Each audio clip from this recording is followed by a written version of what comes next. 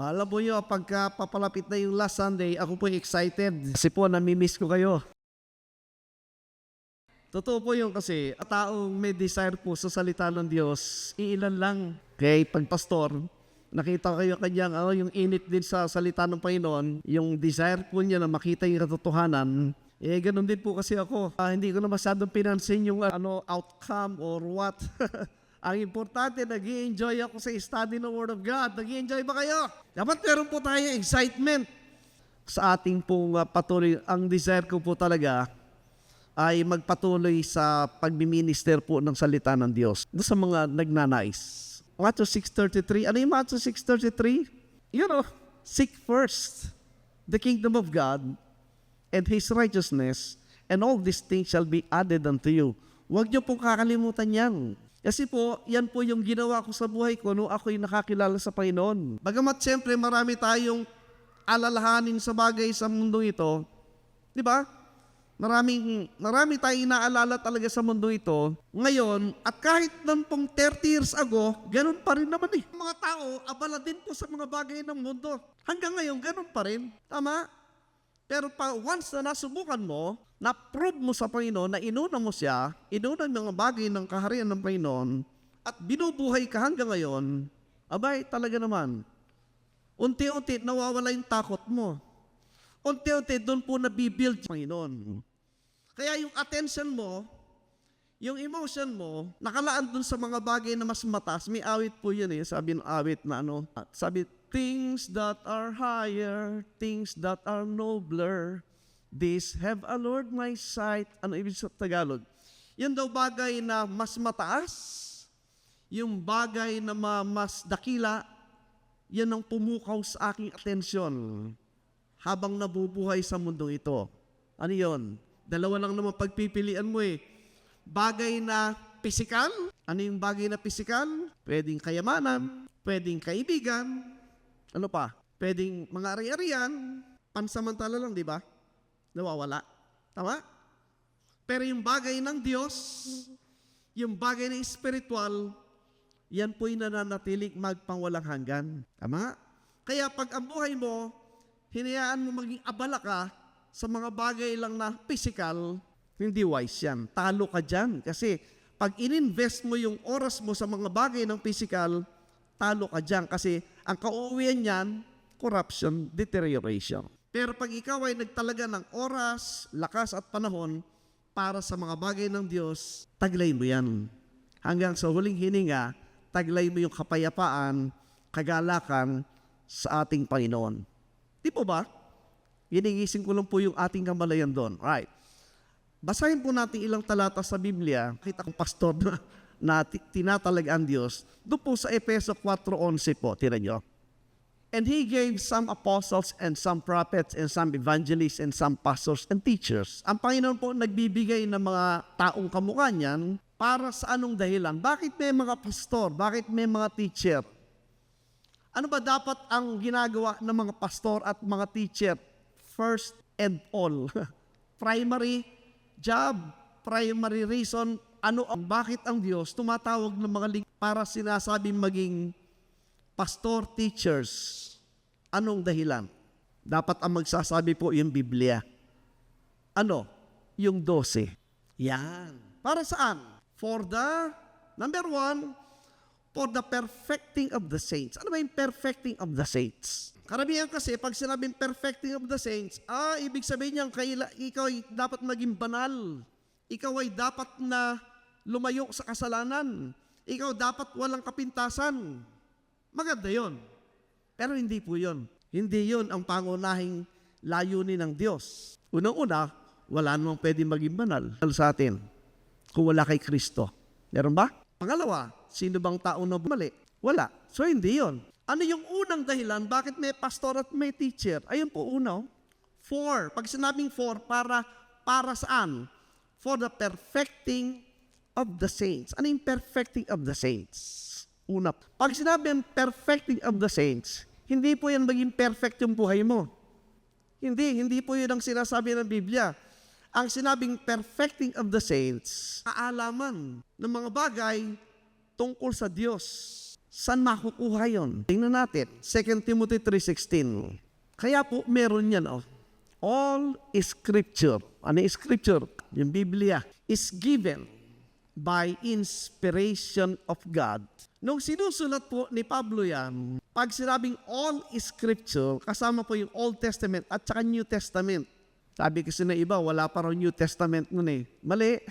2 Timothy na yun, Ang 2 Timothy po, huling liham ni Pablo. Ibig sabihin, naisulat na yung iba. Right? Kaya sinabi yung all scripture is, during the time ni Paul, present tense po yung is, given by inspiration of God. Ibig sabihin, lumang tipan, bagong tipan, ay nananatiling given by what? Inspiration of God. Nananatili po yung power, yung buhay, yung kapangyarihan ng salita ng Diyos. Ang maganda, nakasulat. Pwede nating saliksikin, pwedeng basahin. Tama? Alam po niyo, kung madedevelop po natin sa ating sarili, magbasa ng Biblia buong hapon, kahit dalawang leaves, 2 pahina, isang araw, buong isang taon, mababasa mo mula Genesis to Revelation. Pag sikapo, naniniwala ito siya, di po ba? Nakakaya naman yata pagharap sa Panginoon, pag may kinuwento yung Panginoon sa Biblia, bakit? Hindi ko pa po nabasa. Di po ba? Maganda po, basahin natin yung sulat ng Diyos. Wala kayong time? Busy? Bigyan ng time. Kasi nandun po yung kaluguran ng Diyos sa atin. Ibig sabihin, mahal mo yung Panginoon. Saan kanya, pinadala ka na sulat, ba't di mo binabasa? Wala bang halaga sa iyo yun? Di ba nung panahon ng mga wala pa yung mga internet na yan, yung mga nagsa-Saudi? Sulat lang eh. Tapos nauso yung tape. Di ba? Sulat galing sa Saudi, nagmamadali ka pa para hinihintay mo, di ba? Tama? Kasi mahal mo yung sumulat. Pero kung lalaliman natin, dapat mahal natin ang Diyos kaysa tao. Tama ba? Kung tunay yung pagmamahal natin sa Diyos, excited kang basahin yan. May nagbigay ang tawag dito, iPad. Hindi lang eh. So, hindi po ba? Ginigising ko po yung ating interest na basahin yung aklat, yung Bible. Walang mawawala sa inyo. Lalo pong mabibuild yung ating relasyon sa Panginoon kasi nagsasalita po ang Diyos dyan sa Biblia habang binabasa mo. Di ba pag ginagawa yan, malaking question mark. Bakit di mo binabasa? Di ba? Mag-goal kayo sa buong maghapon, kang 2-3 pahina, ginagawa, ng TV, okay lang yung manood ng TV. Basta binabasa niyo yan. Sa TV nga, pag naupo tayo, kumisa ilang oras yun. Ano yun, may Netflix? May Netflix kayo. Magbigay tayo ng time. And I'm telling you, iba yung mararamdaman mo habang binabasa mo yan. Right? Ngayon, yung pong perfecting of the saints, tininyo. Yung mga pastor, dapat po yung kanyang layunin sa mga taong pinagtiwala ng Diyos. Kaya ako po ayokong aksayahin yung panahon pag ako yung nagsasalita, gusto ko binibigay ko yung unang layunin ko para kayo ma-perfect. Anong ibig sabihin ng perfection? Lumago sa kaalaman ng Diyos. Parang ako'y bigo na matapos yung oras kung wala kayong natutunan na babaunin nyo pag uwi nyo. Kasi yung ninyo, yung po'y magpapalago sa pananampalataya. Remember, ang sabi po ng Diyos, faith cometh by what? By hearing, and hearing by the Word of God. Yung dumadating yan sa pakikinig ng salita ng Diyos, hindi ng tao. Ito po yung ingatan natin. Madalas, sa aking experience po, may mga taong na-offend sa aking preaching, sa aking teaching. Pero mag-ingat po tayo, tiyakin natin, kaya tayo na-offend dahil yung narinig nyo galing lang sa akin. Pero kung binasa ko yan at na-offend ka, hindi ka sa akin may problema. May problema ka sa sumulat. Tama po ba? Kaya po i-qualify natin yon. Marami na po experience, mga pastor pa nagagalit sa akin, binabasa ko lang naman. Wag ganon. Tingnan natin kung mali o tama. Kaya sabi po ng Biblia, huwag mong paniwalaan agad. Tingnan mo kung mali o tama. Kung galing ba sa Diyos o galing sa tao. Ang Bible po merong dalawang pinagbilin sa atin eh. Ano yung una? Huwag kang mandadaya. Do not deceive others. Secondly, let no man deceive you. Huwag mo hayaang dayain ka kahit sino. Alright? Paano malalaman na daya ka? Dapat alamin mo yung katotohanan. Kasi yun ang ano mo, yun ang panukat, yun ang ruler. Kunyari, bibili ka ng 1 kilong bigas. Hindi ba sa mga palengke merong standard na kiluhan? Meron ba dito noon? Pag 1 kilong bigas, parang hindi 1 kilo. Dadalin mo doon sa standard na, pag nakita, 3/4 lang, ay mandaraya yun. But alam mo, kasi merong standard na panukat. Tama po. Ganon din po yung pananampalataya. Hindi lahat ng naririnig mo, nababasa mo, tama, paano mong sasabihin mali? May panukat ka, ayon sa nakasulat. Tama po. Yun pong ibig sabihin ng perfecting of the saints. Ang layunin po ng mga lingkod ng Diyos ay upang lumago kayo sa kaalaman, upang hindi kayo madaya.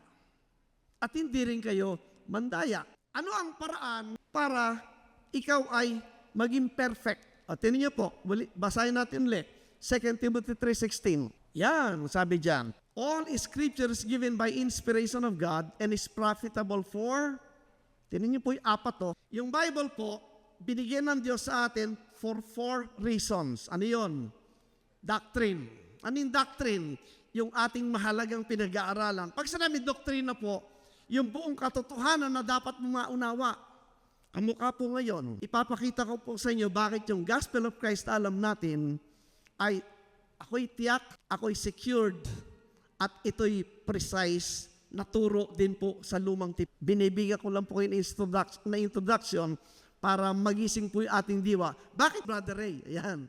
Una po, doktrina. Mahalaga yan. Kasi sabi ng ibang churches, hindi mahalaga yung doktrina, ang mahalaga pag-ibig. Paano kung walang doktrina? Pag-ibig na lang, i-qualify natin ano yung pag-ibig sa Bible. Ano yung isang utos doon? Love thy neighbor as thyself. Tama? Yung iba salita lang ang pag-ibig, pero yung talagang actual na sinasabing pag-ibig, hindi totoo. Tanungin nyo, love thy neighbor as thyself. Paano natin unawain yan? Mahalin mo ang kapwa ng kamukha ng pagmamahal mo sa iyong sarili.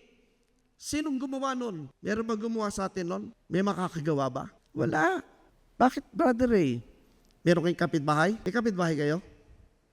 Iniibig nyo ba yung kapitbahay? Pag sinabing ibigin mo yung kapwa, kamukha ng pagmamahal mo sa iyong sarili, pag kumakain ka ng chicharon, dapat may chicharon ni kapitbahay mo. Pag nagma-McDonald ka, may McDonald din siya. Maganda kung yung neighborhood nyo, maganda. Walang mga marites. Talaga nagmamahalan magkakapitbahay. Ilang porsyento kaya sa Pilipinas yon? Di ba? Wala po nakakagawa, no? Kaya yung, di ba yung isang young man lumapit sa Panginoon kasi gusto niya i-justify na siya'y matwid. Panginoon, ano ang dapat kong gawin para makamit ang buhay na walang hanggan? Ang sabi ng Panginoon, anong sabi ng kautusan? Sabi niya, mahalin mong Diyos, mahalin mo yung magulang, huwag kang magnanakaw, etc. Tapos ang sabi niya, mahalin mo yung kapwa na kamukha ng pagmamahal mo sarili mo. Ang sagot ng young man, nagawa ko na lahat yan, Panginoon. Wow! Ang Panginoon po, hindi mo naman mabobola yon. Kinwalify niya, huli. Ibigin mo yung kapwa na kamukha ng pagmamahal mo sa akin. Yes, sabi niya. Anong sabi ng Panginoon? Ipagbili mo lahat ng iyong ari-arian at sumunod ka sa akin. Ipamigay sa mahihirap at sumunod ka sa akin. Anong sabi ng young man? Ay, di ko kaya. O di nagsinungaling siya. Bagamat sabihin mong nasunod niya na lahat, pero yung huli hindi niya nagawa. Mahalin mo yung kapwa ng kamukha ng sarili, kinwalify ni Jesus Christ. Ibenta mo lahat ari-arian at ipamigay sa mahihirap. Yun ang pagmamahal sa kapwa ang tinutukoy niya sa physical. May nakagawa sa atin. Kaya bagsak tayo lahat eh. Yun po ang sinabing pag-ibig. Kayo maniwala doon? Ang doktrina po ang magtuturo ng tunay na pag-ibig. Sa mga bagay na physical, hindi mo kayang gawin. Pero sa bagay na spiritual, pwede mong gawin. Yung bagay na mahalaga, ipagkaloob sa yung kapwa. Ano yun? Yung gospel of Christ. Tulat, sabi niya, doktrina. Tapos, reproof. Ano yung reproof? Yan magsasabi kung ano yung mali at tama. Pwede mong sabihin mali yan, yung scripture. Tapos, pag nakitang mali, yun, may correction. Pwede i-correct. Pagkatapos yung huli, ito yun. For instruction in righteousness. Ito na yung uri ng pamumuhay. Habang tumatanggap ng doktrina, correction, at natututunan po yung tama, yun po ang nagiging guide sa buhay mo. Magiging ano ka ngayon? Responsible. Bago mo gawin ang isang bagay, mag-iisip ka muna, ano kaya ang kapalit nito? Kasi kung wala kang doktrina, wala kang batayan ng salita ng Diyos, sige. Not counting kung anong consequence. Tandaan natin ang sabi ng Bible, ano yun? Kung anong tinanim mo sa laman, aanihin mo sa laman. Kung anong tinanim mo sa espiritu, anihin mo sa espiritu. Ang laman po, corruption yan eh. Kaya pag meron kang gagawin, mag-isip ka muna eh. Pag ginawa ko, kuminsan isang maling desisyon lang po, wasak na lahat, di ba? Yun pong ibig natin sabihin na pag ikaw ay natututo salita ng Diyos, nagiging malawak yung pag-iisip, mamimili ka ngayon kung gagawin mo o hindi. At dahil dyan, tinan niyo yung 17 na yun, no? That the man of God may be what? Perfect. Yan ang perfection. Mula sa salita ng Diyos, natutunan mo yung salita ng Diyos na sa 4 na bahagi na yun. Kaya ang sabi, thoroughly furnished unto all good works. Pansinin niyo po, pag sinabing perfect, yung definition po nando sa furnace. Ano yung sabihin? You are being perfected kasi ini-equip ka, tinuturuan ka, inaarmasan ka, pinapalakas ka. Anong pinapalakas? Unang-una yung iyong isipan. Ang laban po nasa isip eh. Tama, mali? Ang lahat ng ginagawa ng dating desisyon nasa isipan. Pag mali ang laman ng isip, mali na yung gagawin. Tama? Pero tayo, dapat po, tayo anak ng Diyos, nanampalataya sa Panginoon Kristo, isinilang ang muli, nagbabago po yung isipan. Kaya ang binabago po ng Diyos yung ating isip. Renewing of the mind. Kaya balikan natin, Ephesians 4:12. Number 1, perfecting of the saints. Ang layo din po natin, yung bawat mananampalataya, lumago sa kaalaman ng laman ng Biblia. Hindi lang yung teacher, hindi lang yung pastor. Para na sa ganon, kayo man magturo, para na sa ganon, makita nyo kung mali o tama yung nagsasalita para hindi tayo nadadaya. Mas maganda ba yun? Dapat meron tayong sariling judgment, sariling discernment ng mga bagay na mas mahalaga sa buhay. Yan po yung perfecting. Na-equip, natuturuan, lumalago, nagiging qualified. Saan? Doon sa susunod. For the what? For the work of the ministry. Kung ikaw ay sangkap ng katawan ni Kristo, meron kang gawain, yung ministry, gawain ng Diyos. Di po ba last time sinabi ko, pinakita ko sa Biblia, yung pagiging sangkap sa katawan ni Kristo, dinescribe ni Paul, lahat tayo bahagi ng katawan. Merong kamay, merong mata, merong paa, merong parte ng loob na hindi nakikita. Lahat yan may function, di ba? Tama? Kaya living organism po yung body of Christ. Mahirap naman na ikaw yung daliri, tapos isang gabi namamatayan ng kuko yung daliri. Naranasan nyo na yon? Yung kuko lang nararamdaman mo yung sakit. Tama po? Ganun po yung larawan ng katawan ni Kristo. Bawat bahagi, merong halaga. Dito po sa New Testament, unlike po sa Old Testament, na meron lang special class of people, yung mga priest, sila lang yung abala sa gawain ng Diyos. Kaya sila lang sinasabing kausap ng Diyos. Ngayon po, hindi na ganon. Lahat po tayo, tinawag ng Diyos, tayo po ay priest. Lahat tayo ay saserdote. At tayo po ang tayo po ay ng templo ng Diyos. Tama po ba? Ayan. Okay. Now, doon po sa pangatlo, sabi niya, for the what? Edifying of the body of Christ. Anong edifying? Kita niyo ba sa mga munisipyo yung edifice? Yung Old English na building. Edifying means building. Tinatayo, in-establish, pinapalakas. Yung alin? Body of Christ. Sino yung body of Christ? The believers. So, sino yung pinapalakas? Tayo. Sino nagpapalakas? Ang Diyos. Using pastors and teachers. Tama? Kaya tuwing magkikita tayo, anong pag-uusapan natin? Biblia, hindi politika. Tama? Bible pag-uusapan natin kasi politika, andyan lang yan eh. Mawawala yan, pero yung Bible nananatili. O dito ka sa Biblia. Tama po ba? Kasi nandun ang unity. Verse 13. Sabi nyo, hanggang kailan? Till we, kasama po tayo doon, we all come in the what? Unity of the faith. Yan po yung ultimate goal namin, na tayo ay dumating do sa unity of the faith, and of the what? The knowledge of the Son of God. Yung ba pag-iisip mo, umabot na doon sa isipan, kaalaman ng anak ng Diyos, which is the Lord Jesus Christ. Unto a what? Ayun o. Unto a perfect love. Nakakalungkot na nagsasama-sama tayo, let's say, 5, 10, 20 years. Ang question, for that long years, anong natutunan mo sa mga bagay ng Diyos? Pag wala kang maliwanag na matukoy kung anong natutunan mo sa bagay ng Diyos, ako po, sa sarili ko, parang failure ko. Bakit wala ka natutunan? Samantalang nagtuturo naman ako. Pero yung iba, wala nang pakialam dun eh. Importante, nandiyan ka, marami kayo, masaya, nagbibigay kayo, lumalaking building, dumadami yung pera, okay lang yun. Kaya may alam kayo, kaya wala kayo, wala pakialam. Importante, yung mayaman yung church, mayaman yung lahat. Yun ba yun? Pagharap ko sa Panginoon bilang tinawag ng Panginoon, anong isasagot ko? Samantalang ito yung gusto niya na maganap sa bawat mananampalataya. To be a perfect man. Hanggang saan? Look at this. Under the measure, yung sukatan, no, hangganan, of the stature, ano yung stature? Kalagayan. Of the what? Fullness of Christ. Di ba sa school, kung ikaw ay estudyante, teacher ka, ang isa pong good teacher, kasi nagturo po kami ng elementary, ako po stricto akong teacher.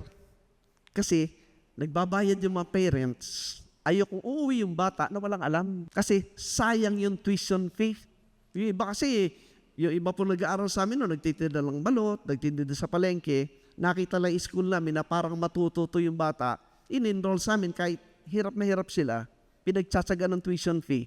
Kaya kami naman, ayaw naming umuwi yung bata na walang natututunan. Kasi nangihiraya kami sa hirap ng magulang, nagbabayad ng tuition fee. Kaya sabi, stricto na kami. Tama, kasi pag hindi kami stricto, huwag nyo na-enroll anak nyo kasi sayang lang ang pera nyo. Kung maglalaro lang yung bata, sayang lang yung pinagpapagura mong pang-paaral. Ngayon, nakita nila yung mga anak nila. Kasi nag-close po kami ngayon, nalipat sa ibang school. Sila yung umaangat sa klase nila. Ikaw naman, masaya ka, di ba? Ganun din po sa church. Ang pastor po, gusto niya, lumago ka sa kaalaman. Kasi pag hindi ka lumalago, parang lang tututunan. Di ba? Kasi ang unang kausap ng pastor, yung Diyos. Siya tumawag eh. Kanino ba ito? Sino ba nagmamayari sa atin? Yung Diyos naglagay ng tao dito. Ano expect mo gagawin ng tao ng Diyos? Gagawin yung gusto niya o gagawin niya yung gusto niyang sarili? Yung gusto ng may-ari ang gagampanan ng manager. Tama po ba? Ang gusto ng may-ari yan. May goal. Tama po? Therefore, ang ating layunin po, i-encourage kayo, instigate po yung inyong desire na magtanong, ano ba yung mga bagay ng Diyos na yan? Isipin ang Diyos. Laliman yung pangunawa at pagnanais na makilala ang Diyos. Kasi po, yun po yung huhubog sa ating kaisipan.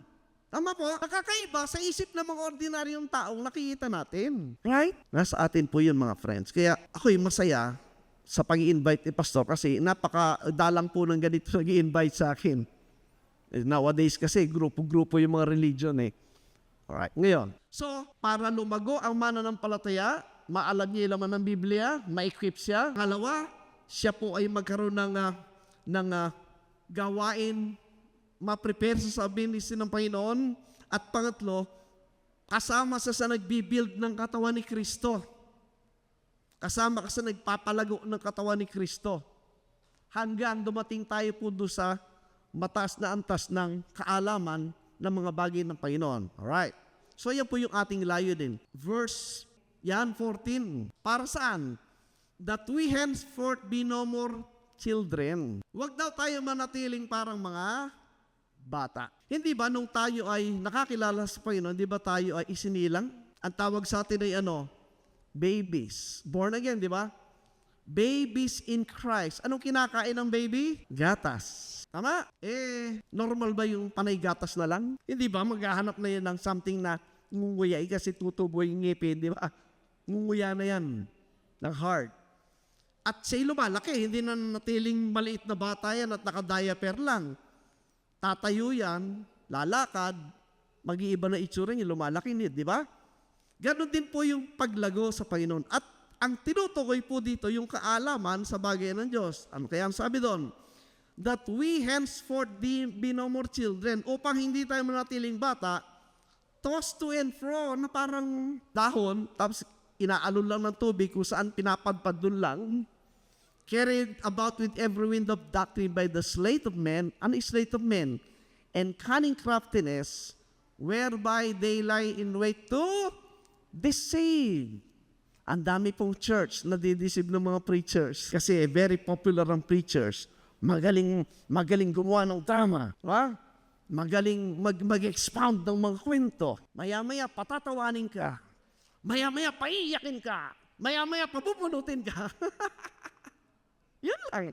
Natapos ka sa ganon. Nag-usap nga kami ni Pastor, bakit noon, pag Sunday, morning, afternoon, ang daming tao. Pag prayer meeting, ang daming tao. Pero ngayon, bakit? Kaya mo invite. Bakit kaya? Bakit maraming tao pupunta sa SM? Ano hinahanap nila doon? Spiritual o physical? Marami. Bakit pag may handaan, kahit piyesta, kahit hindi ka na mag-invite, maraming tao o kukunti? Bakit marami? Bakit pag Bible study, pagkain dito? Ayun, kukunti. Bakit? Nasa yung anak ng Diyos. Nasa yung mga isinilang na muli. Di ba? Sa pamilya, anong oras kayo naghahaponan? Anong oras yung hapunan? Normally sa bahay. 6. Hinahanap po ba ba'y kakain pag alas 6? Sa bahay? O nandun na sila sa lamesa? Automatic, di ba? Tama? Anong oras yung Bible study? Nasa sila? Di ba? Tingnan nyo. Yun po'y katotohanan ng na-experience natin. Mahirap i-overcome talaga yung appetite natin sa laman. But we need to overcome yung appetite na yun sa laman kasi may pupuntahan ba yan? Wala. Subject sa corruption. Pero yung mga bagay na spiritual, may pupuntahan ba? Yes. Alam niyo, kung huminto ka sa pag-aaral ng Biblia, hindi ko naman kayo makikilala. Tama? Hindi ko rin makikilala sa pastor. Ano pag-usapan namin? Diba? Pero dahil nagpatuloy tayo sa pag-aaral ng Biblia, at nagpapatuloy din sila, pastor, na naghahanap ng katotohanan, nag-meet tayo. Good thing po ba yon? Yes. Like-minded people will soon look for a venue na doon kayo mag-meet. Ang mukha na itong ating pinag-aaralan. Alam niyo ba, ang unity of the faith, hindi po yan ayon sa laman. Anong klaseng unity yan?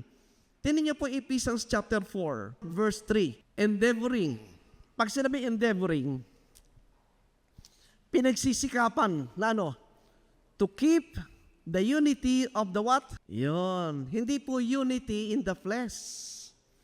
Unity of the Spirit. At yung unity of the Spirit po, nangyayari yun doon sa spiritual realm. Ibig sabihin, sa mundo po ng spiritual, at ang pinag-uusapan po doon, yung salita ng Diyos, yung ating pinapaniwalaan. Yung unity po na yan, kahit hindi kayo nagkikita, kahit sa ang lupalop ng mundo nandun mga taong yan, meron kayong unity. Kasi nag-iisa kayo dun sa capital S, which is the Holy Spirit. That's God. Nandun po yung programa ng Diyos sa spiritual na kalagayan. Wala sa laman. Alright? So, sa ating pong nais kong ipakita po sa inyo na ang Bible po, tandaan po natin, basahin uli natin po yung 1 Peter chapter 1, verse 10. Yung mga tao po sa Old Testament, yung mga propeta, ito pong ginagawa. Sabi niya, of which salvation, yung uri ng kaligtasan, sabi niya, na mga propeta ay hinahanap, sinasaliksik na walang kapaguran ang alin. Yung prophecy ng grace that should come unto you, ang sabi niya. Pag sinabing grace, yung biyaya ng Diyos ng kaligtasan na ginampanan po ng Panginoong Hesukristo. At mapapansin natin, hinahanap yan. Sinasaliksik po ng mga propeta yun noon pa man. Alright? Verse 11. Sabi ng 11, inulit, searching what manner of time, sabi niya, sinasaliksik at anong paraan at panahon na yung Espiritu ni Kristo, bagamat yung Spirit of Christ ay nasa kanila, ay did signify. Last time, pinakita ko po yung signify, di ba? Yung IFY, ano yan? Suffix, para maging verb siya. Ang root word po, sign. Pag sinabing sign, hindi yan literal na words. Di ba? Sa mga ospital, pag nakakita ka ng pole na may ahas, anong sign yon? Doktor, medicine, tama? May words ba? Wala. So, may nakapaloob doon na mensahe. Tama? Ganon din, yung mga police, may insignia ganon. Sign ng isang authority. Makita natin sa mga korte, yung babaeng may hawak ng timbangan, bulag. Di ba? Anong ibig sabihin nun? Hindi niya sinisino kahit sino. Parang ganon yun. Yun po ay mga signs. Ganon din po sa lumang tipan, yung ginawa ng Panginoon Kristo na pinapahayag ng mga propeta sa pamagitan ng signs, ano yun? The sufferings of Christ and the glory that should follow. Itong buong programa po ng ginawa ng ating Panginoon Kristo nung dumating siya. Ngunit, yung mga propeta, bagamat sila po yung nagpapahayag, pero dahil nga ito'y dahil ibinagkalob sa signs, symbols, hindi rin po nila naunawa. Sino nakaunawa? Susunod na verse, 12. Unto whom it was revealed that not unto themselves, hindi sa kanila ni-reveal. Kanino? But unto us, ang sabi ni Peter, sa panahon ng biyaya. They did minister the things which are now reported unto you. Ano ibig sabihin? Doon pa po tayo, Efeso 3:3. Kay Pablo. Ano sabi ni Pablo? Alright. How that by revelation he made unto me the mystery. Merong mystery na ipinahayag kay Apostol Pablo. Ano yun? Sa 4. Na pag binasa ninyo, maintindihan niyo yung misteryo o hiwaga ni Kristo. 5. Tinan niyo po. Ito po yung sinasabi ni Peter kanina na ano, which in other ages was not made known unto the sons of men. Na sa lumipas sa panahon, hindi pinahayag, pinaunawa sa mga tao sa una. As it is now, ang sabi ni Pablo, nire-reveal through the Apostle Paul sa mga apostol at propeta sa panahon ni Pablo. Ano ba yun? Tingnan natin uli yung una po, verse 1. Si Pablo po ay prisoner para kanino? Para sa ating mga Gentiles. Verse 2. Yon. If ye have heard the dispensation of the what? The grace of God which is given me to you, word. Binigay kay Pablo at para kanino binibigay yung unawa? Sa mga Gentiles kamukha natin.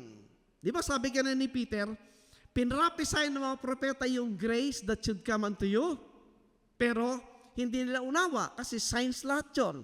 Ito yung sabi ni Pablo. Pinagtiwala kay Pablo yung revelation ng mystery na yan. Yan po yung hiwaga.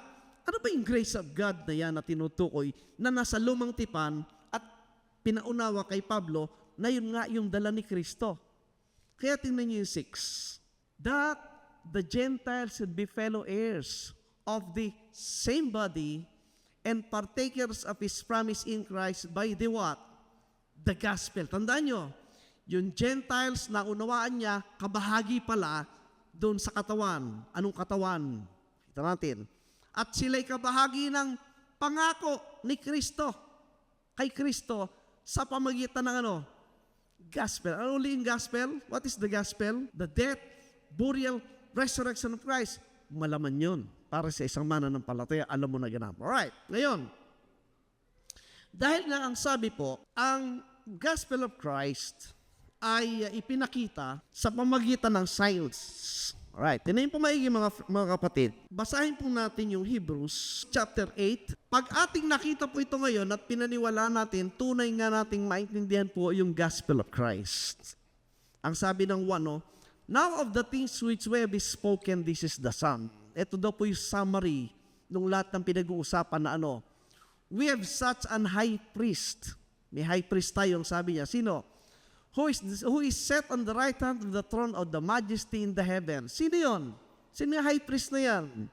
Panginoon Jesucristo. Verse 2, a minister of the sanctuary and of the true tabernacle, which the Lord pitched and not man.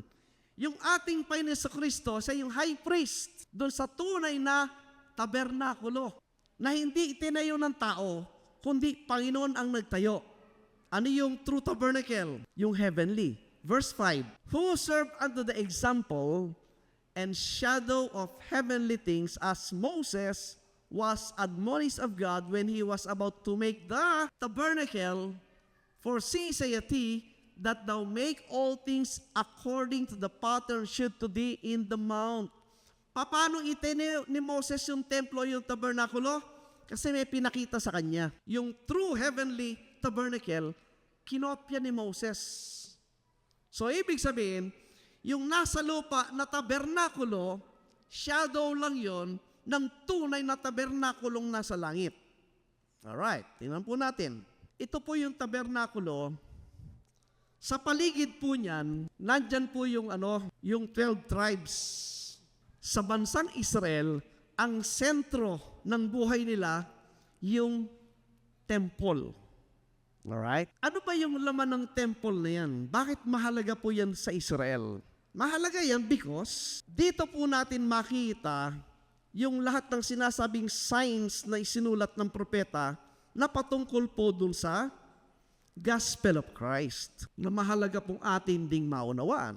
Lahat po ng ating nakita at naunawa dito sa New Testament patungkol po sa ginawa ng Panginoon Jesucristo, lahat po ng yan ay naririto. At dahil nga po, kung ikaw ay mananampalataya, ang templo ng Diyos. Di ba ba? Ito po yung temple, physical temple ng Israel, at ito po ay shadow lang ng heavenly true tabernacle na ginawa ng Panginoon Jesucristo. At dahil nga po nawala na yung physical temple, ang templo ng Diyos ngayon, sino? Ikaw na mananampalataya. Ang tanong, ano ba ang kahalagahan sa sinasabing templo tayo ng Diyos ngayon? Ito po yan. Ito pong tabernacle, meron po yung tinatawag na Holy of Holies. Dito po sa Holy of Holies, meron po tinatawag dito na Ark of the Covenant. Naririto po yung Book of the Covenant. At pagkatapos, sa ibabaw po nitong Ark of the Covenant, nandun po yung mercy seat. Yan po yung tinatawag na Most Holy Place. Sa labas po niyan, makikita nyo dito yung table of shewbread. And then, susunod po dyan, meron po tinatawag na altar of incense. And then, sa dulo po dito, merong 7 candlesticks. Ang lugar po na ito, tinatawag po itong holy place. Right? So, nando yung table of shewbread, yung altar of incense, at yung candlestick. Alright. Sa labas po niyan, meron po yung tinatawag na laver. Okay. Ito po yung structure ng temple pinakita kay Moses na sang itinayo niya. Number 1, ito po yung entrance. Bago ka pumasok dito, kailangan mong dumaan dito. Anong ginagawa dito? Dito po sila nagsusunog ng mga hayop bilang alay para sa kasalanan. Sin offering. Anong larawan yan? Krus. Hindi ka pwedeng pumasok dyan kung hindi ka dadaan dito. Ano ibig sabihin? Pwede ka bang maisangkap sa pamilya ng Diyos kung hindi mo dadaanan yung krus ng Kalbaryo? No way. You cannot enter. Flesh and blood cannot enter the kingdom of God. Okay. Mahalaga pong maintindihan ito eh. Alright? So, pansinin niyo po, lahat po ng bahagi na ito ang itinuturo po si Kristo. Sino yung sinakripisyo para sa kasalanan, para makapasok sa temple? Di ba lamb? Animal sacrifice. Anong larawan po ng mga animal sacrifices? Kanino tumuturo yon? The Lamb of God. The Lamb of God that taketh away the sin of the world. And that includes me, a sinner. Walang pag-asa, walang masumpungang biyaya ng Diyos. Ngunit nung aking makita yung ginawa ng Panginoon sa Kristo, nabura lahat yung anumang masakit, mapait, masama, na naranasan at nakita mo sa buhay mo, meron palang kapalit na buhay na magpangwalang hanggan. Maintindihan mo na bakit may kamatayan sa mundo ito, bakit maraming pasakit sa mundo ito. Ang ibig sabihin, maghanap ka ng buhay na masigit sa naranasan mo sa mundo ito. Sino magkakaloob nun? Tao. Sino magkakaloob nun? Mga politiko. Sino magkakaloob nun? Si Kristo. 100% I'm sure. Napatiyak tayo doon. Ibig sabihin, pag naintindihan po natin yan, ang sabi ng Hebreo 11, nung makita na Abraham, yung higit sa lahat na pangako ng buhay sa mga bagay na kalangitan, sabi niya, kinalimutan niya na yung mga bagay ng lupa. Yung kanyang in-embrace na niya. At sinasabi niya, hindi kami taga rito. Nagdadaan lang kami dito sa lugar na ito. Ang tunay na tahanan namin naroon. Kaya si Abraham, narating niya yung promised land. Nanatili ba siya? Hindi, umalis po siya. Kasi hinahanap niya yung tahanan na sa langit, ang sabi niya. Di pa ba maganda yun? Di ba nararapat lang na pag-aksayahan natin ng panahon ang mga bagay na ito? Ang buhay po sa lupa, ang problema sa lupa, lilipas naman lahat yan eh. Tama? Pero pag tayo naniwala, seek first the kingdom of God, and all these things shall be added unto you. Bakit marami tayong inaalala sa mundo? Tanong mo yung sarili mo, pinabayaan ka na ba ng Diyos? Tama rin po sa akin yun eh. May panahon, pare-pareho tayo, meron kang dinadaanan, nakakaramdam ka ng takot, ng panghihina, pero pagbulik sa isip mo, teka, 64 na ako eh. Nung 30 years old ako, mas mahirap yung buhay ko noon. Maliliit pa yung anak ko. Pero nabuhay sila lahat. Ba't ako? Pati nag-iisip pa rin ako hanggang yun. Parang may mali. Parang may mali. Kinukorek ko po yung sarili ko. Binabalik ko yung nakaraan. Nung panahon na yun, parang walang pag-asa, inangat ka ng Diyos. Ngayong konting panahon na lang, sabi mo, bonus na nga. Ganyan pa inisip mo. Parang sa loob ko po, nagsasalita ako sa sarili ko, ano. Di ba ba? So, doon pa lang po sa pagpasok sa temple, ang unang mabubungaran para makapasok ka ay yung ginawa ng Kristo na sakripisyo para kanino? Para sa iyo. Tama? Pag pumasok dyan, anong makikita? Yung laver. Alam niyo yung laver na yon? Tubig. Exodus chapter 30 verse 20. When they go into the tabernacle of the congregation, ito po yung tabernacle of the congregation. Ang congregation po itong buong bansang Israel. The congregation of Israel.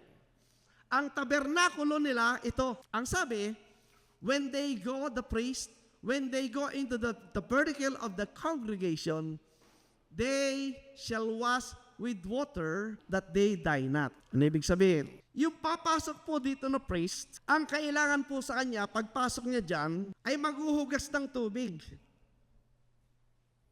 Pupunta sa laver, maghihilamos, maghuhugas. Pag hindi naglinis ng tubig, sabi, mamamatay siya. Grabe no? Hindi pwedeng pumunta agad dito, kailangan dumaan dito para maghugas. Anong hugasan? Next verse, 21. Pansinin niyo po. They shall wash their hands and their feet that they die not. Ang kanilang lilinisin sa pamagitan ng tubig, yung kamay at yung paa. Bakit kaya kamay at paa? Be careful little hands what you do. Di ba may kanta ganon? Be careful little eyes what you see.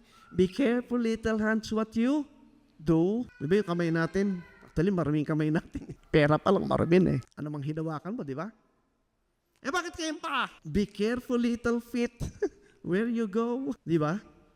Kamay at paa, yun ang buong larawan ng buhay natin. Tama? Saan ka nagpupunta? Anong ginagawa mo? Kailangan lang hugasan yun. Bakit? Kasi, papasok sila dito. Ang pumapasok po dito, yun lang mga priests. Itong kongregasyon po, hindi sila pwedeng pumasok dyan. Yung lang mga priest, dadaan dyan, lilinis, tsaka magsiservice dito. Sila po ang may karapatang pakialaman itong mga furniture nito sa loob ng holy place. Ano yung una? Yung table of shewbread and the wine na nando doon. Para saan yun? Diba sabi ng Panginoon, Man shall not live by bread alone, but by every word that proceedeth out of the mouth of God. At kaya siya'y 12 loaves, 6 at saka 6. Ibig sabihin, meron silang ample o full supply ng bread and wine. Hindi mauubusan. Sino nagbibigay? Yung Diyos. Sino nagmi-minister? Yung mga priest to the people. Ano yung pangalawa? Yung po yung altar of incense. Ano yung altar of incense? Di ba yung nakapasok ko sa Katoliko, no? Yung pag dumana yung pari, sabi nung mga uncle ko noon, Tay, pag lumabas yung pari at may dalang umuusok at kung balimbang tumingin ka sa pinto, may lalabas sa anghel. Ako naman nung bata, inaabang ko yung anghel. Di ba pag labas yung pari, nakabito, kung mga ganon, umuusok. Tapos may klik, klik, klik, klik, klik, di ba? Yun yung insenso. Ginaya nila yun dito. Alright? Anong ibig sabihin ng insenso? Tinan niyo po, Revelation 8, verse 3. And another angel came and stood at the altar having a golden censer. And there was given unto him much incense, that he should offer it with the prayers of all saints upon the golden altar which is before the throne. Anong larawan po ng insenso umuusok? At saan pumupunta? Sa taas, di ba yung usok? Anong larawan nun? Sabing larawan nun ay panalangin ng mananampalataya. 4. And the smoke of the incense which came with the prayers of the saints, saan pumunta? Woo! Ascended up before God. Galing sa kamay ng angels. Di ba napakasarap? Yung panalangin mo umabot sa Panginoon. Pero yung panalangin mo, kaninong pangalan? Sa'yo? Kay Kibuloy? Kay Manalo? In the name of? Bakit in the name of Jesus? Because the name of Jesus, with His sacrifice, yun ang sweet incense na tinatanggap ng Diyos.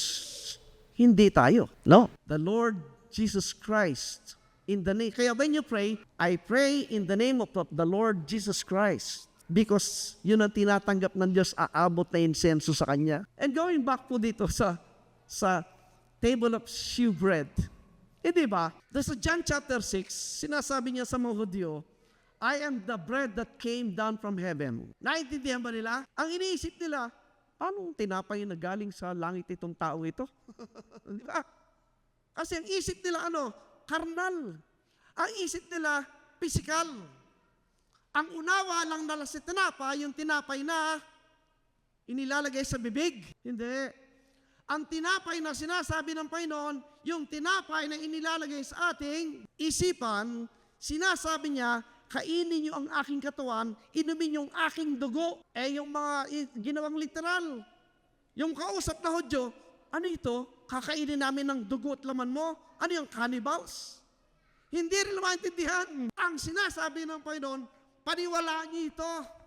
Yung aking katawan, ipinako dyan. Yung aking dugo, ibinuhos dyan. At paniwalaan nyo. Saan papasok yung paniwala? Dito o dito? Because yun po yung spirit. Hindi nila maintindihan.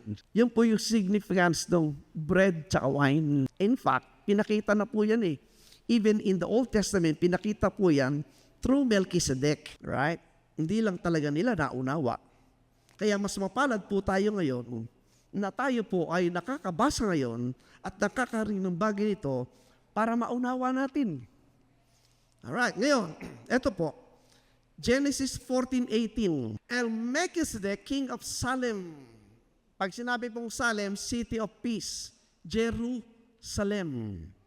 The city of peace. Pero this Melchizedek po ay isang misteryong nilalang, which I believe isang appearance po yan ng Panginoon Jesucristo as the high priest. Ano dala niya? Brought forth, bread and wine. Hindi ba yun ang pinapaliwanag sa John chapter 6? The bread, my body, and the blood is the wine of the Lord Jesus Christ. And He was the priest of the Most High God. Sino yung priest kanina sa Hebrews 8? The Lord Jesus Christ. Even po, doon sa lumang tipan, nagpakita na yun. And pointing to the coming perfect grace, ang sakripisyo na kung saan tayo po'y naging bahagi ng katotohanan na yan. Alright? Yan po'y mini-minister ng priest. Itong altar of incense, ito po yung kanyang ministry through that incense. Siya nagpapalaganap nun. And thirdly, ano yung candlestick? Dito po sa tabernacle na ito, na natatalpo niya ng parang lona, madilim dyan. Ang liwanag lang po na nagkakalob ay itong candlestick. May liwanag dyan sa loob. What does candlestick signifies? Sino yan? The Lord Jesus Christ. I am the light of the world. He that cometh after me shall not walk in darkness, but shall have the light, ang sabi niya. Siya ang liwanag. So it pictures the Lord Jesus Christ, yung incense, prayer in the name of Jesus Christ, at sa yung unleavened bread, the pure bread that came from heaven. Di ba maliwanag yun?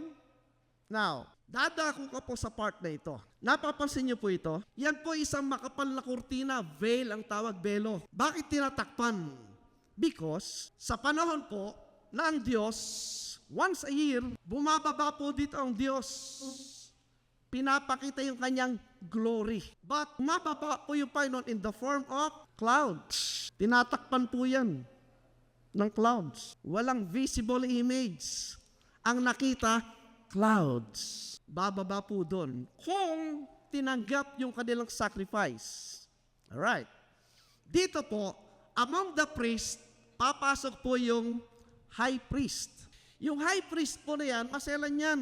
Bago pumasok yung high priest, lalagyan po ng tali yan, may tali sa paa, hawak-hawak nito mga priest na narito, at merong bell, yung nakita niyo ba sa mga cowboy?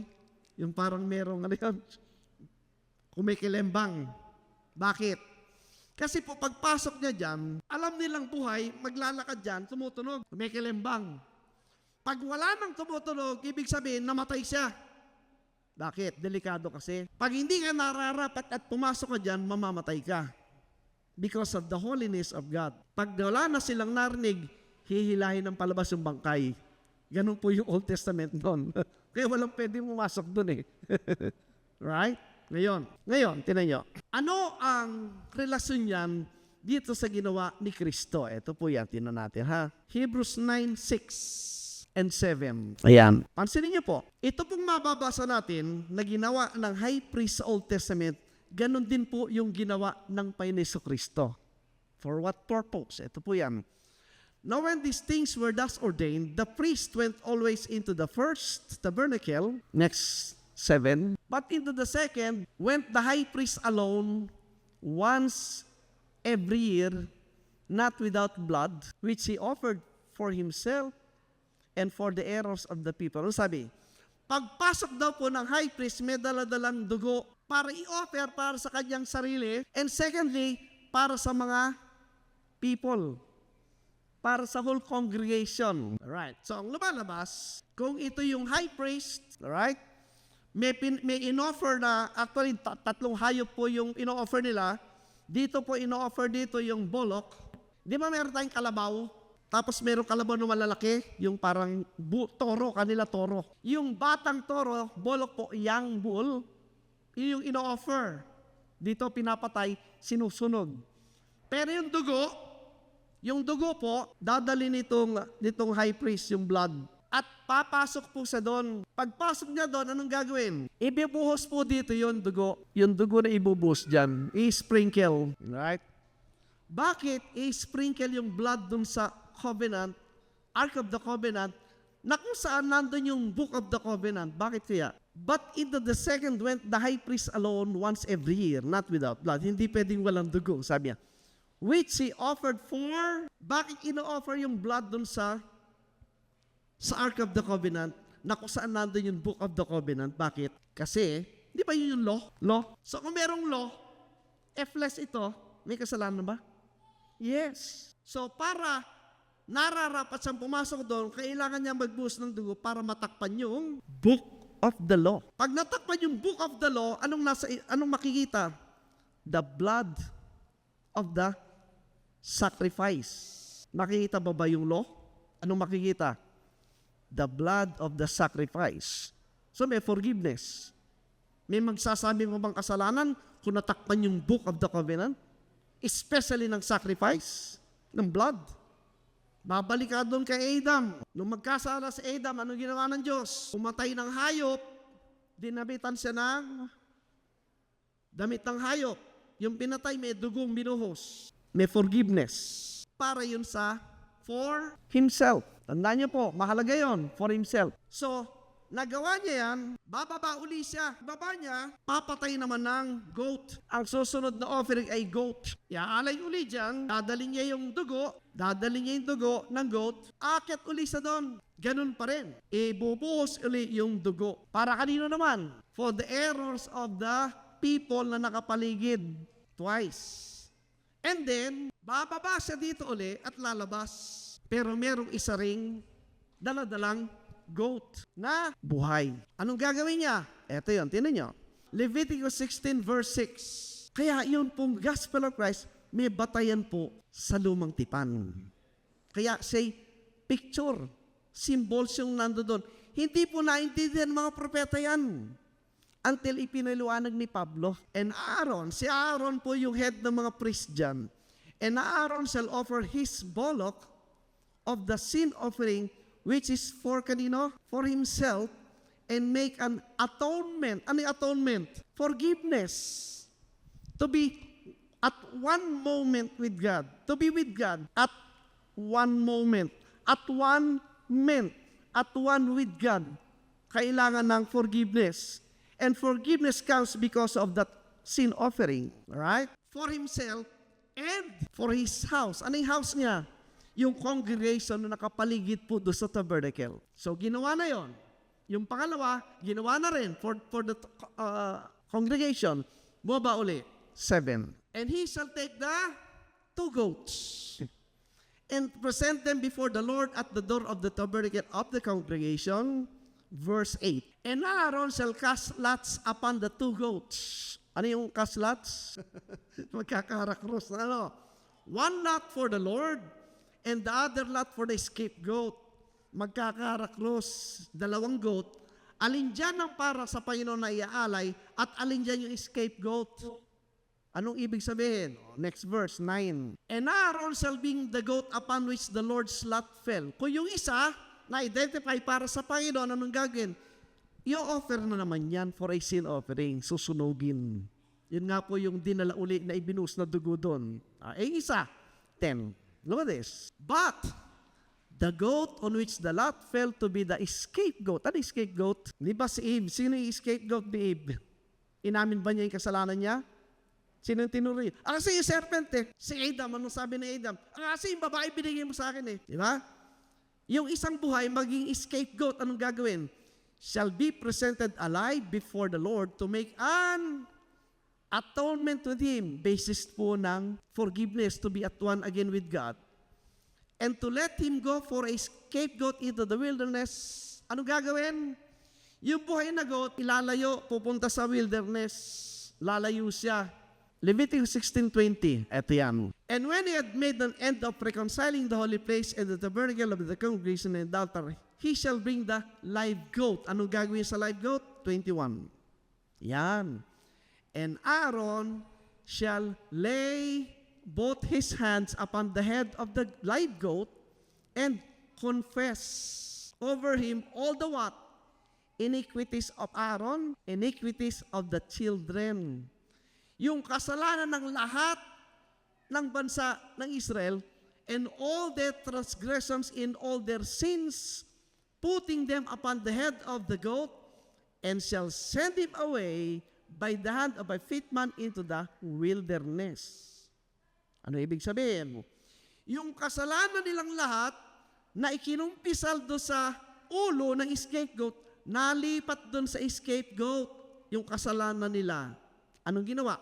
Inilayo na yung scapegoat. May kasalanan pa ba sila? Wala na. Wala na. Ngayon, ang problema, ito, paulit-ulit. Hebrews chapter 10, verse 1. For the law having a shadow lang ito shadow of good things to come, and not the very image of the things, ito yung very image, can never with those sacrifices which they offered taon, year by year, continually make the comers thereunto perfect. Walang nape-perfect kasi taon-taon ito. But in those sacrifices, there is a remembrance again, made of sins every year. Alright, verse 4. Bakit? For it is not possible that the blood of bulls and of goats should take away sins. Bakit? Kasi physical. Nasa isipan pa rin nila yung kasalanan. Dito sa lumang tipan. Bakit? Kasi hindi sasapat yung bulls at saka yung offering ng goats. Dumating ito. Dumating yung ating Panginoon Jesucristo. Ito yan. So, ito yung buong picture ng tabernacle. At naririto lahat yan. Alright? Sino yung pinako sa krus? Sino siya? John 1:29. The next day, John said, Jesus coming unto him and said, Behold, the Lamb of God, which taketh away the sin of the world. Alright. Ano nangyari? Sa Gospel of Christ, pinako, pinatay, at inilibing yung sin, di ba? Siya rin yung scapegoat. Iniligay lahat sa kanyang kasalanan nila. Alright? Ano nangyari? Namatay, inilibing, pero on the third day, siya ay nabuhay na maguli. Alright? Sino nakakita nung first time? Si Mary. John chapter 20, verse 17. Jesus said unto her, touch me not. Kasi gustong hawakan ni Mary eh. Ang sabi niya, touch me not. Dito po kinuha ni Jose Rizal yung noli me tangere. Kasi sa Rizal, nagbabasa na ng Bible noon. Dito niya kinuha yun, touch me not. That's Jose Rizal. And he's a Bible reader. Kasi 1800s po, ang King James na print po 1611. So kumalat na po yung Bible na yan, 1800, yan ang binabasa nila. These are the scholars. Jesus said, touch me not, for I am not yet ascended to my Father, but go to my brethren, say unto them, I ascend unto my Father and your Father, and to my God and your God. Then, sabi niya, pumunta ka doon. Sino nakakita sa kanya? Lahat ba? No. Si Mary lang. Huwag mo kahawakan. No limitang ire. Sabi niya, ano ginawa? Umakyat siya sa... Alright, nakita nyo. Umakyat doon. Ano ginawa niya? Hebrews 9, verse 11. Ano may get? But Christ being come an high priest of good things to come, by a greater and more perfect tabernacle, not made with hands, that is to say, not of this building. Ito na po yung comparison. During the time of Christ, nakatayo pa ito, yung second temple. So, binibigyan ng comparison ngayon ng writer ng Hebrew na yung ginawa ni Kristo, high priest siya, pero hindi ng earthly tabernacle, but the heavenly tabernacle, yung perfect tabernacle, not of this building, pero yung building not made with hands. Ibig sabihin, hindi physical. Tama? Next verse, 12. Ano ginawa niya? Neither by the blood of goats and calves, hindi yung dugo ng Old Testament, but by His what?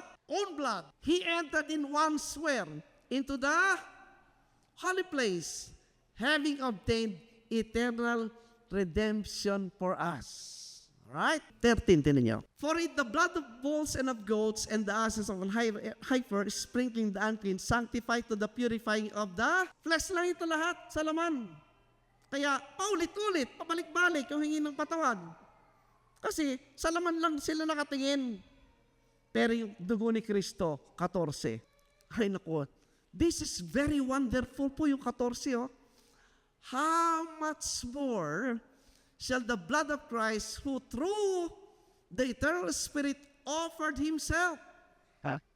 You see yung offering kanina nung priest, he offered something for himself, pero kay Kristo, inoffer niya rin yung kanyang sarili mismo. Without spot to God, purge your what?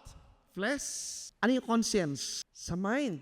Ang nililinis po ng Diyos, dugo ni Kristo, hindi yung katawan, yung isip natin. The more na binabasa mo yung Biblia, the more na pinapasok mo yung salita ng Diyos sa isipan mo, na-perform yung mind mo into spiritual things of God. Reading, until the Holy Spirit Himself magbibigay siya ng unawa while you are reading.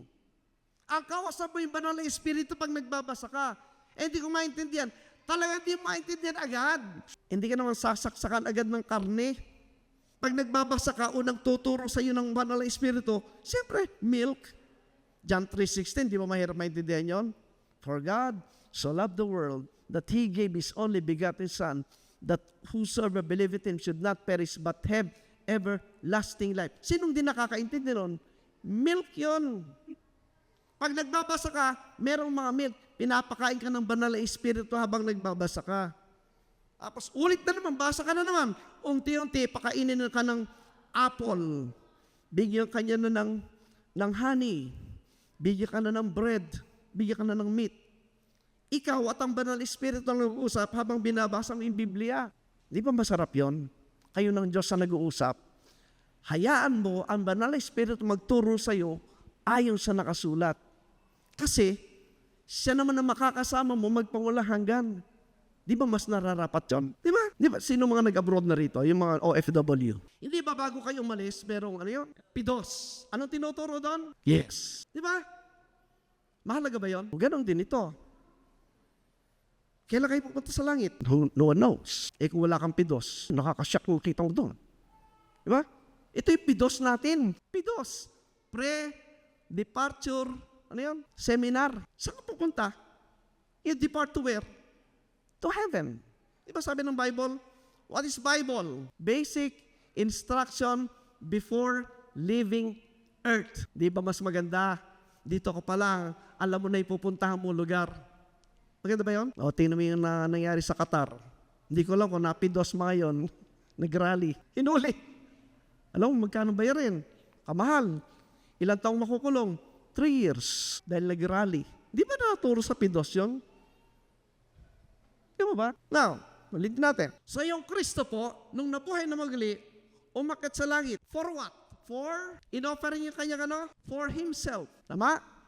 Balikan nyo, Hebrews 9:12. Neither by the blood of goats and girls, but by His own blood. Anong dala niya? Yung blood din dinala niya doon. The blood. 14.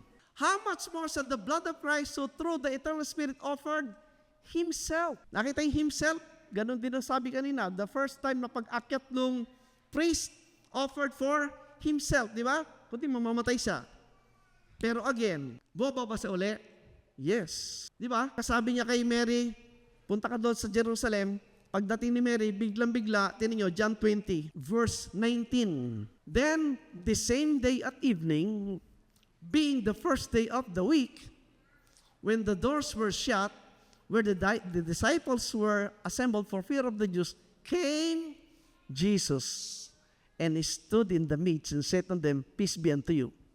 So, sabi niya kay Mary, touch me not, aakyat pa ako sa aking ama to offer Himself, blood. Tama? Bumalik uli, bumaba uli. Tama? Ilang beses siyang bumalik? 2. Una, dumating siya. The first coming ni Kristo, nung pinako siya. Tama? Ito yung kanyang second coming. Tinan nyo. Lagyan natin. Ito yung kanyang first coming. Tama? Ito yung kanyang second. Tapos na yung second coming. Minsan lang mababasa yun sa Biblia. Pag hindi pa dumating yung second coming, walang save. Hebrews 9:28. Pakita niyo sa mga nagtuturo ng second coming, nangyari na yan. Tinan nyo. So Christ was once offered to bear the sins of many, and unto them that look for Him shall He appear the second time, without sin unto salvation. Sa second time na bating siya, meron pa bang sin? Wala na. Di ba, tinaglan niya lahat ng kasalanan dito, tapos umakyat sa langit, nag-offer ng blood for Himself, tapos, the same day kaya yung langit po, hindi malayo. Hindi malayo yan. Andiyan lang yung heaven. The same day, nagpakita uli siya. O di mo ba? Ilang araw siyang nanatili sa lupa? 40 days. Nagturo. So ilang beses siyang dumating? Second time. Sa second time He came, dala niya yung salvation. Kung hindi pa dumating ang second time, wala pang salvation. Ayan nakalagay sa Biblia. Diyan mo lang mababasa yan. Tinan yung context, Hebrews 9:26. For then must He often have suffered since the foundation of the world. Look at this.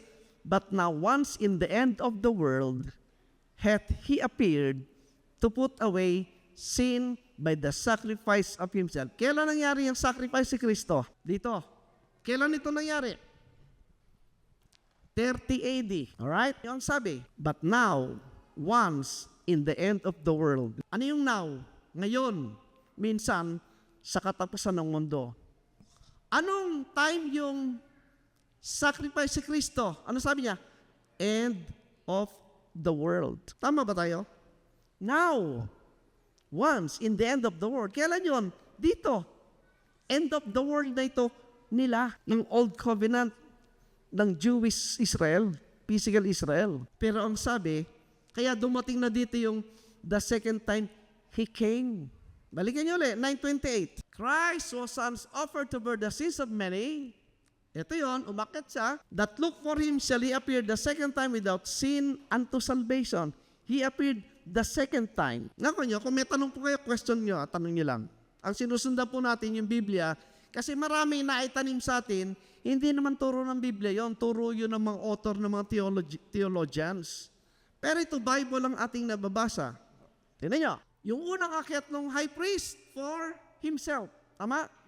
Bumaba uli, umakyat siya, kanino naman? For the people. For the congregation of Israel. Tama? Tingnan nyo po, dalawang representation. Ito yung unang akyat, the first. Ito yung second. Ito for himself. May kasalanan ba si Kristo? Meron ba? Wala. But himself. Referring to who and what? To the body of Christ. The church. Yung una. Representation din yung una. Symbol yun ng atonement for the body of Christ. For himself. Pero ito, for the nation Israel. For the people. And context dito sa time niya, that if they will believe it, they will receive. Ano ang requirement niya dito? Repent. Anong pagsisisihan nila? Yung kanilang violation ng law. Kaya ang repentance dito, yung confession of sins. Ang sabi ni John, ito yung 1 John 1, verse 8. Ayun no? If we, sino yung we? General group ng mga Hudyo. If we say that we have no sin, we deceive ourselves and the truth is not in us. 9. If we, hindi I, kundi we, Jews, as a group, as a nation, if we confess our sins, He is faithful and just to forgive our sins, to cleanse us from all unrighteousness. Hindi po individual yan. That's the group po ng Hudyo. Yan po yung prayer ni Daniel. Daniel chapter 9, pareho. 5. Ayun o. Ang prayer ni Daniel while in their captivity, we have sinned and have committed iniquity. Hindi personal. Group. Jews. We. Alright? Tapos, sabi ng 9:13, it is written in the law of Moses, all this evil is come upon us. Mga Hudyo po yan. Yet we not our prayer. Hindi po tayo kasama dyan. That we might turn from our iniquities and understand the truth. So yun po ang context po doon, yung kanilang i-confess, yung kasalanan nila under this old covenant. Tayo po, ang repentance natin is change of the mind that we believe this is enough for us. Natanggapin natin yung forgiveness and the grace of God that Jesus Christ na tinapos niya. That's why, the second time He appeared for the people, what happened? Tinan niyo po yung Acts 3:22. For as Moses truly said unto the fathers, a prophet shall the Lord your God raise up unto you of your brethren. Right? Patungkol po, dito pa lang po kay Moses, hinuhula na dadating yung Kristo na tinawag niyang propeta na kamukha ko, ang sabi niya. Lahat ng, pakinggan niyo siya sa lahat ng sasabihin.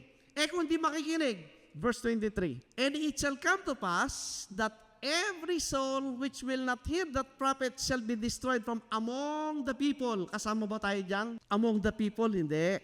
Dito po yan. Dito po yan sa first century. Yung mga nakinig, anong natanggap nila? Eternal life. Yung hindi nakinig, sino sila? Yung nagpako at pumatay kay Kristo. Anong nangyari? Noong 70 AD, sila po yung sinunog. Sila yung pinarusahan doon sa destruction ng Jerusalem. Alright? Kaya mga kaibigan at kapatid, dito po nakita natin ang batayan ng pananampalataya natin ng Gospel of Christ, hindi lang sa New Testament, kundi dito rin sa Old Testament, which was given in symbolic form. And again, hindi ito naunawaan ng mga propeta noon until it was revealed by the Lord Jesus Christ at ni Apostol Pablo. Alright? That's why, secured tayo. Nung mangyari po yan, dito po, pansinin nyo, kung yung kaloob na yan ay tinanggap ng Diyos, bababa yung presensya ng Diyos in a cloud. Nakikita yan ng buong kongregasyon, yung cloud bumababa. Tapos, yung high priest lalabas. Ipoproclaim niya yung kanilang atonement o yung kapatawaran. At yung mga tao po magpapalakpakan, magsisigawan sa galak. Dahil nakita nila, tinanggap ng Diyos yung ginawang offering ng high priest. Ganun po ang senaryo. At yan po'y ginampanan na maigi ng Panginoon Jesucristo. Ito po yung fulfillment. The good thing, ito hindi taon-taong ginagawa. Minsan lang, kasi dugo ni Kristo. The eternal efficacy ng sacrifice that is once for all and forever. Di ba blessing tayo? We are much blessed in the sense, hindi tayo kasama sa curse. Hindi tayo kasama sa sumpa. Ang tinanggap natin, biyaya, kaya grace of God ang sabi niya. Ngayon, since ito nawala na ito, noong 70 AD, sino na yung temple of God? Sino? Ito ka. Ngayon, sabi mo, saan nananahan ang Diyos sa'yo? Saan? The inward man. Tama? Tayo ngayon ay Revelation 1:16 na yan. And hath made us kings and priests unto God and His Father. Bakit yung believer po, yan po yung sangkap ng body Christ, silang lahat sa body Christ ay kings and priests. Bakit? Paano nating natamo yung ganyang kalagayan? Tingnan po Hebrews 8:1. Now of the things which have spoken, this is the sum. We have such an high priest. Bakit kailangan natin ng high priest? Kasi, meron pa bang temple? Yes. This is the temple of God. Sino yung temple of God? Believers. O kailangan ng high priest. Sino high priest mo? Yes. Tinan yung Ephesians 2:6. And hath raised us up together and made us sit. Ano yung sit? Nakaupo. Together. Saan? Kanino? Si Kristo, ano ba sa ngayon? King and priest. Balikan yung Hebrews 8:1. Ito po yung position natin kung ikaw ay na kay Kristo. Of the things which have spoken, this is the sum. We have such an high priest who is set on the right hand of the throne. Para saan ba yung throne? Sino ba yung nasa throne? Yung king. Pero at the same time, siya rin ang ating high priest. Tama? Siya ay king at saka priest. Saan nakaupo? In the heavens, in the right hand. Pag sinabing right hand, hindi po yan geographical right, left. Hindi.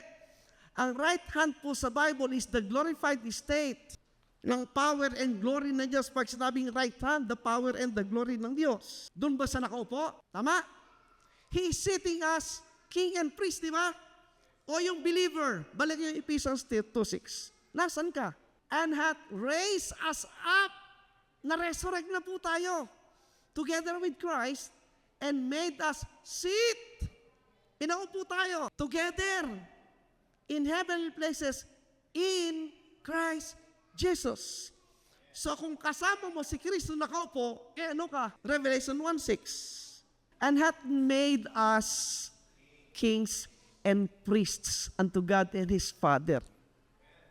We are kings and priests today. Tiniba, 1 Peter 2:9. But ye, the believers, are a chosen generation, a royal, unholy nation, a peculiar people, that ye should, hindi choice yun, should, dapat magawin. Fourth, the praises of Him, dapat maliwanag sa iyo, you were called out of darkness, that's death, into His, it's life. Hindi ka napatay, nabuhay ka nang maguli, kaya ikaw ngayon ay children of light.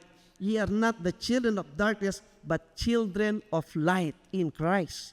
Eh, buhay ka na eh. Kung tayo ang temple of God, ang nasa isipan mo, sino? Kaninong mind? 1 Corinthians 2:16. For who hath known the mind of the Lord, that He may instruct Him? But we, sino yung we? Yung mga kay Kristo in Christ. We have. Hindi sinabing, we will have. We have present possession, nasa iyo na ang alin? The mind of Christ. Nasa sa atin yung isipan nino. Do you believe that? Nakasulat. Ano pang papaniwalaan ko? Iba, kundi nakasulat. Nasa akin na, nasa iyo na yung isipan ni Kristo, kaya yung isip mo, kaninong isip? Kay Kristo. Is it wonderful? Asan yan? Nasa yung trono ng Diyos dito. Dito sa most holy. Tama? And that represents our mind. The Holy of Holies, nasaan? So, how about the tabernacle, yung holy place? Ito, table of shewbread, altar of incense, candlestick. This represents the what? The heart. Kung nasa isipan mo ang Kristo, nasa puso mo, yung ministration ng shewbread. Seek first the kingdom of God and His righteousness, and all these things shall be added unto you. The bread, who is the bread? The unleavened bread that came down from heaven, and that's Jesus Christ. Imi-minister mo yun as a priest. How about the altar of incense? You as a priest, you pray for others. Pray for brethren. Pray for everything. Lead the people to prayer to God. Ang priest po kasi, from people to God. Yung prophecy, from God to the people when you preach mula sa Diyos. But the main job po ng priest is from people ministering to God. Yun po yun. The prayer, di ba? We teach the people to trust the Lord. Bago mo sabihin ng problema mo kahit kanino, magkulong ka sa kwarto mo, kausapin mo yung ama mong nasa langit. Tama po ba? And thirdly, ano yun? Candlestick. He is the light of the world. The people are still in darkness until makita nila yung liwanag. Magliliwanag ang kanilang kaisipan dahil sa nakitang ginawa ng Kristo. That must be in our heart na ginagampanan natin, being a temple of God. Yung ating mouthpiece, gospel of Christ, the gospel of the Lord Jesus Christ. To proclaim mo lang sa tao yung ginawa ni Kristo, tapos na ang kasalanan, binayaran na lahat ng utang mo, pasalamat ka sa Kanya, paniwalaan mo lang siya. Hindi nagalit ang Diyos, wala nang condemnation. We have the ministry of reconciliation. Tuturo mo yung ginawa ni Kristo. Mga kapatid, ito po ating pinapaniwala ang Biblia. Yan po'y tumpak, yan po'y precise, masigit pa po yan sa computer. Walang panama yung computer sa lahat na nakasulat dyan. Totoo lahat na nakasulat. Kaya, bigyan niyo po ng panahon yan at dyan po nangungusap ang Diyos sa mga anak niya. Dapat tayo po nakakaalam ng laman yan.